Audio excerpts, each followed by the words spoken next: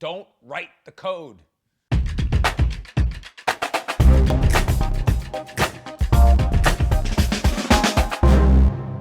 How to test your software idea without writing any code whatsoever. Maybe you've already started hiring a developer, potentially you've built the product already in the market, or maybe you don't even have an idea, but you don't even know where to start. I'm going to share something in this video that's gonna make it ridiculously easy, but I know right off the bat, you're thinking, my situation's probably a little different, Dan, and I don't know if following this advice is gonna work for my specific situation, and I'm begging you, I'm pleading with you, please. Listen, just try it. It's I can't tell you the amount of entrepreneurs, hundreds of entrepreneurs that come to me after they've spent months, years, hundreds of thousands of dollars invested in building a product that nobody wanted. What I'm gonna show you is a simple framework that's gonna allow you to build something that the customer absolutely wants. You can't mess it up. If you follow this process, it's guaranteed, right? You're gonna do it in a way that's gonna get the customer to finance the development. It's called customer financing. It's not venture, it's not angel, it's not friends and family, it's actually getting the customers to finance it, and it's going to make it easy, okay? So I want to deconstruct a few of my companies first so you have some context. When I was building my company, Flowtown, we were a venture-backed software company. But before we ever raised money for that product, we were a social marketing application, we tested it. We actually built a fake interface, okay? We actually I called it Wizard of Oz, and we created 3 screens. The first screen was upload your email addresses. The second one showed a result of those emails analysis and the social media data that we had on all those emails. And then the third screen prompted for payment. Now here's the crazy part. When you submitted payment details on the third page, we didn't collect a credit card, and we just said to you, oops, our servers are over capacity, our bad, please come back in the future. We've collected your email, we'll send you an email, we're ready to go. And what that allowed us to do was test the idea with real product that was fake. We actually didn't build anything. Real customers that threw down credit cards, we just didn't collect the credit card. And we saw the conversion rate from invite in regards to what they thought it would do, what information aggregated view they saw, and did they have enough interest in going forward. So that's one example. My next company, Clarity, was a marketplace for entrepreneurs that get advice over the phone from other entrepreneurs in real time. And what I did to test it in the early days was real simple. I used 3 technologies. One, I found an expert, somebody that could give SEO advice that people knew of, that was notable, a guy named Patel.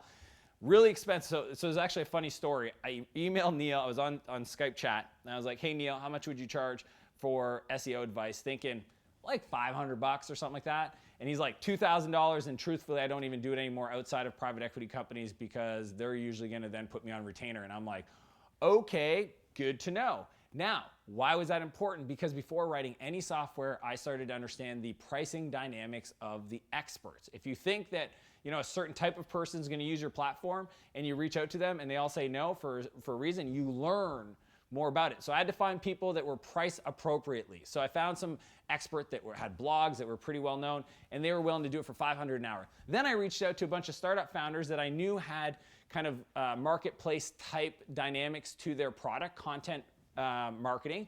And I said, hey, would you pay $500 to talk to this expert? And they said, absolutely. And I was, no problem. I coordinated the call using Google Calendar, no tech, and 1-800 free conference call. Free conference call, Google Calendar, locked and loaded, tested with money, PayPal. That's what I'm talking about, is being creative about how you kind of test your idea. But I'm gonna walk you through a very specific way that I think is even better. So there's 3 steps to testing your software idea without writing any code. One is building a clickable prototype. Here's the way to think about it, is you wouldn't build a skyscraper, a $100 million skyscraper without building kind of a miniature version of that skyscraper to see kind of like how does it sit on the land and how do people interact with it and kind of the dimensions and whatnot. That's the same thing for software. So what I recommend is using a tool like Keynotopia that you can download and use Keynote, or maybe you use PowerPoint, and create clickable screens. Like if you can draw a square box, you're good to go. Okay, that's simple. And you just say, okay, well, somebody logs in here and then they go to this area and they create this thing and then they have the results and then there's a dashboard, and you just create the simulation of how the software will work.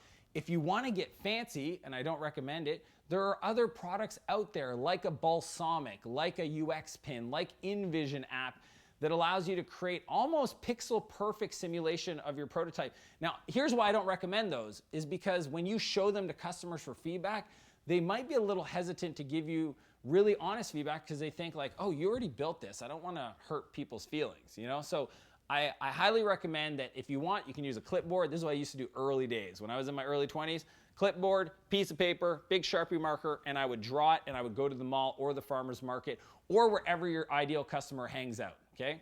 And so you just big squares, and it sounds stupid, but I'm telling you, the entrepreneurs that are willing to do that are the ones that are gonna be successful. If you think that that's above you and that's hokey pokey and you don't wanna do it, trust me, it's gonna be a shock to you when you finally have to go out into the world and actually sell a product that is probably not really where it needs to be. So that's one, is build a clickable prototype of your idea. The second thing is find the early adopters, okay, and the innovators. There's this thing called the technology adoption curve by Jeffrey Moore, and it talks about the different phases of technology adoption. And what I've seen most entrepreneurs starting off and failing at their software do is they go for feedback from people that aren't early adopters, people that are what's called the early majority, or even worse, the late majority. If you live, here's the deal. If you're building a restaurant app and you live in a town of 100,000 people and you think that there are restaurants that are early adopters, you're probably misled. In small towns, there's not people innovating and pushing the limit. I remember a long time ago, a friend of mine came to me, he's like, hey, I've got this idea. There's this new thing called iPads, and I want to build an app that lets people order their food from the table, from the iPad. And I was like, cool, well, go talk to potential customers. And the challenge is they went and talked to people in their own town that were not early adopters, restaurateurs, and all of them said, customers will never do this. It's about experience, never work, never work, never work. So they stopped. The challenge was that they didn't think about, okay, what are some of the characteristics of an early adopter customer? Where do they spend time? What do they look like? Maybe they're using Snapchat for marketing. I mean, that would be a clear characteristics. If I found a restaurant that used Snapchat, then I'd be like, okay, they're early adopters. Back in the day, it would have been had a Facebook page, right? Maybe they're using Facebook messaging for marketing. I mean, you're gonna have to figure it out for your context and your time in the world. What is it that gives you inclination that that type of customer is an early adopter, is an innovator, progressive in their thinking, willing to try and adopt new technologies? Once you have that, then you use those people to validate your clickable prototype. And then the third thing you want to do is pre-sell it. Pre-sell your software so that you're not building for 3, 4, 5, 6 months, spending tens of thousands of dollars on a product, and then finally showing it to the customer for them to say, that's really cool, but it's really not going to meet our needs because it's missing this one thing. You know, the unfortunate situation is that most potential customers giving you feedback when there's no financial commitment, they're just being nice. And I can't hold them against it. They don't, you know, if you're an entrepreneur and you're passionate and you're excited about what you're building on, the last thing they want to do is be the person that busts your bubble. They don't want to say it's a bad idea. But I will tell you this, everything changes when they give you $1.